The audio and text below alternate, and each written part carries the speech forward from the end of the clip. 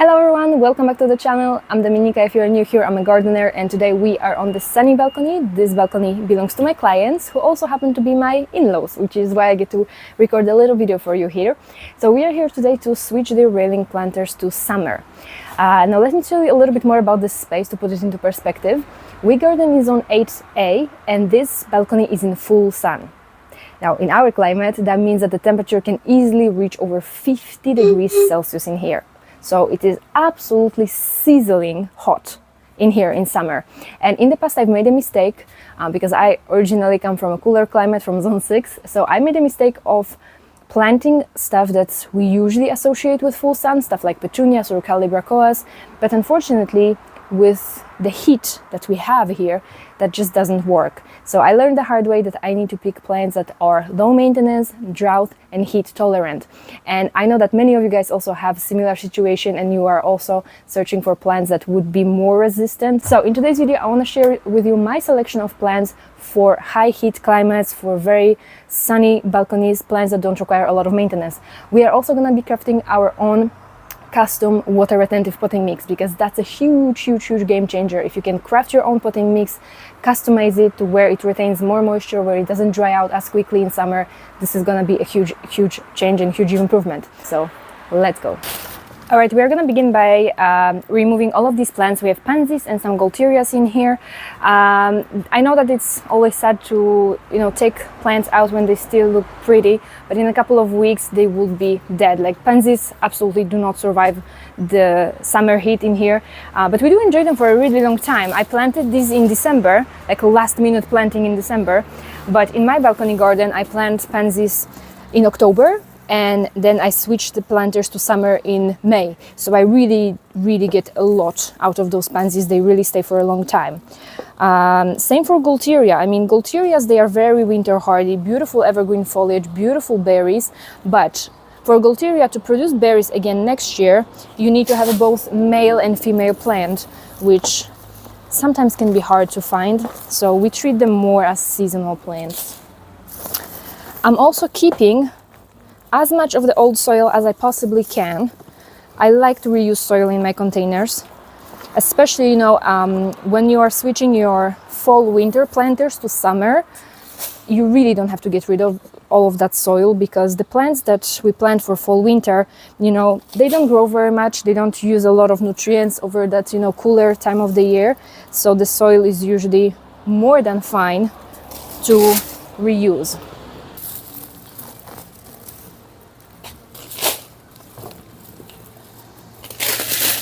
All right, so let's talk about how to make your own custom water retentive potting mix for your either hanging baskets or summer planters.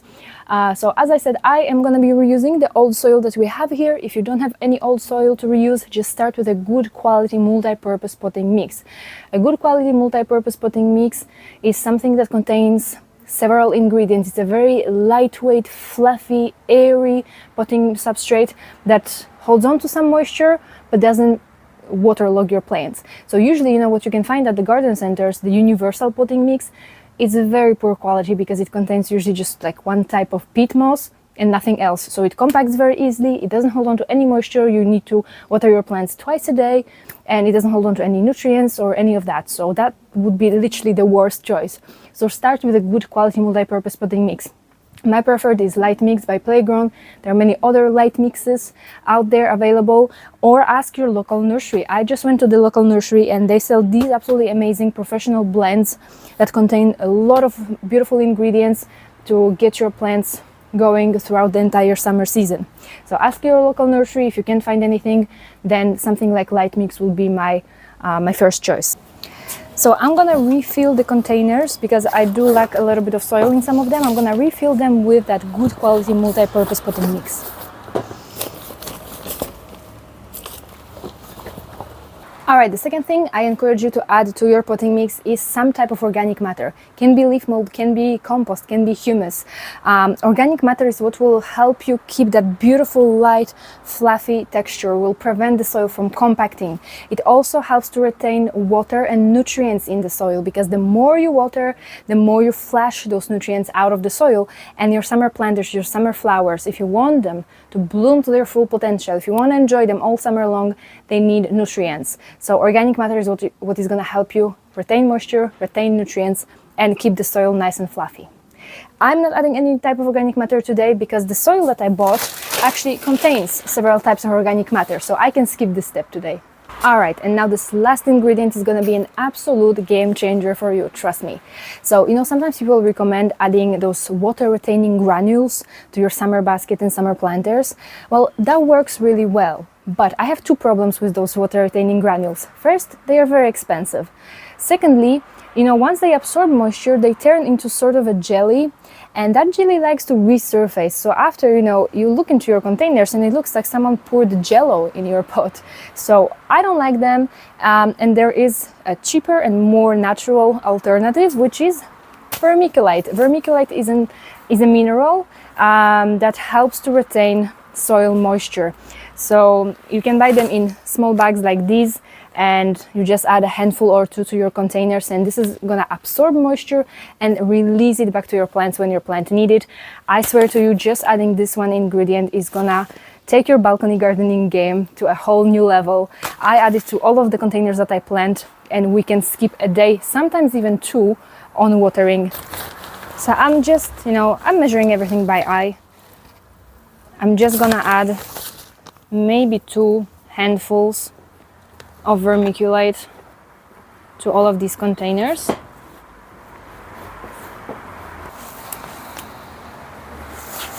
Whoopsies. That wasn't planned.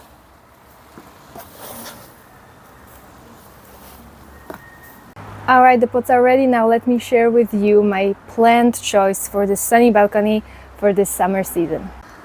Alright, plant number 1 is Dipladenia. Look at those gorgeous flowers. You can usually find Dipladenias in shades of pink, white, and reds. They have these very thick, glossy leaves. It is this that makes them so resistant. They are wind resistant, they are drought tolerant, heat resistant, and pretty low maintenance. They don't have to be watered every single day in summer. They don't have to be pruned. They don't have to be deadheaded. You can just plant them, leave them be, and enjoy them with very minimal care. They are tropical plants, so obviously they are not frost resistant, but they will bloom for you non-stop all summer long until the first frost.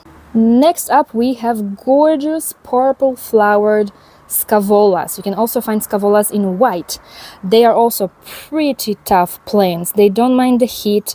They don't mind a little neglect. Once they are established, because obviously, once you plant everything, you have to water them well, you have to keep an eye on them for a little while, but once established, they are very minimal care. Drought tolerant, wind resistant. You can plant them in coastal gardens.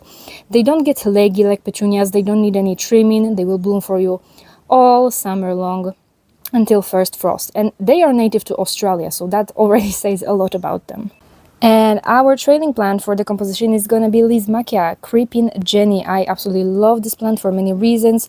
These beautiful chartreusey green leaves provide just such a beautiful, vibrant, tropical pop of color. They are very drought tolerant, heat tolerant, wind resistant. We have wind gusts up to 100 kilometers per hour, and oftentimes when I visit balconies where I plant it, I find it on the other way of the balustrade, like the long stems, they just get blown over the top of the balustrade. We just put them back up where they belong, and it's all good. They are not brittle, so they don't break easily. And what I love about them is that you can plant them now at the beginning of summer, and you can keep them even for your fall compositions, because they take on that kind of yellow orange shade in autumn. I think that looks very beautiful, and that's a plant that you can plant. You plant it once at the beginning of summer, and then you plant your summer composition around it, and then you can switch your composition for autumn and keep this again as your trailing plant. All right, we are going to start with planting our trailing plants first. I already expressed multiple times that I really dislike this type of containers. I know it's practical because you can kind of hang it on top of your balustrade, and it is very practical, but at the same time, for creating compositions, I really hate it because it has it looks like there's a lot of place, but in fact there isn't, because they have just this shallow, narrow compartment up front and up the back, and there isn't really a lot of place for the plants or to create a lovely composition with like a centerpiece. So I'm not a huge fan of those.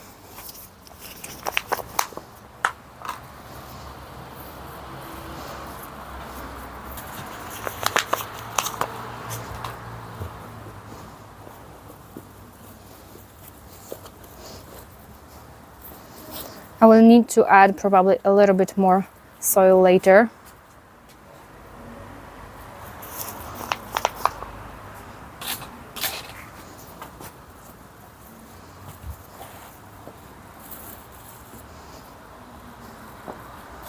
All right, now we are going to plant the Pladenias, and you know, I'm not overcrowding these containers. I leave a lot of room for these plants to grow. It would be a mistake to make your planter full already at the beginning of the season.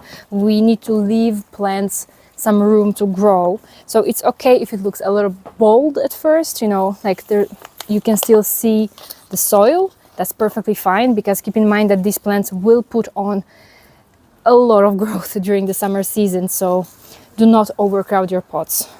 These Dipladenias, they look small now, but they will grow pretty large. Like one plant can easily reach at least, you know, 40 centimeters in height or in length.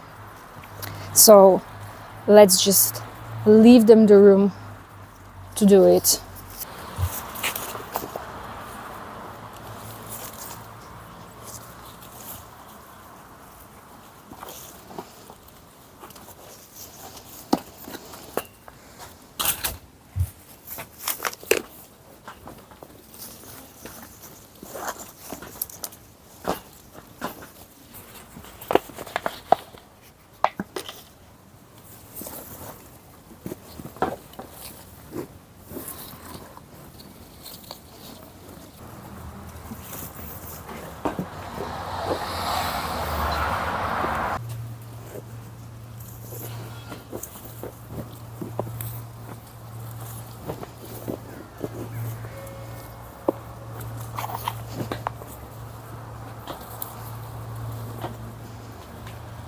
All right, so a little close up on the composition. Doesn't look like much yet, but I'm gonna give you an update in a couple of weeks once the plant put on some growth. So the Lysmachia, the creeping Jenny, obviously will creep, trail a little bit here offside.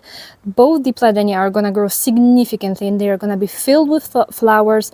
This plant, she's planted at the back, but it is gonna go forward a little bit. It's gonna, you know, create a little beautiful mound of flowers over here.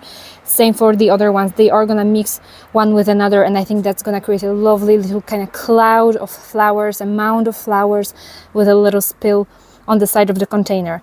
So I think that looks pretty cool, very tropical, very summery. Cannot wait to give you an update on these planters in a couple of weeks. So now we are gonna water everything. Alright, you guys, this is gonna be it for today's video. I hope that you learned something new, something interesting, maybe something helpful that will help you create beautiful summer planters on your balcony this year. If you found it helpful, I would appreciate if you could leave this video a dirty thumbs up and subscribe to the channel for more container gardening content. Thanks so much for spending some time in the garden with me. We'll see each other next week.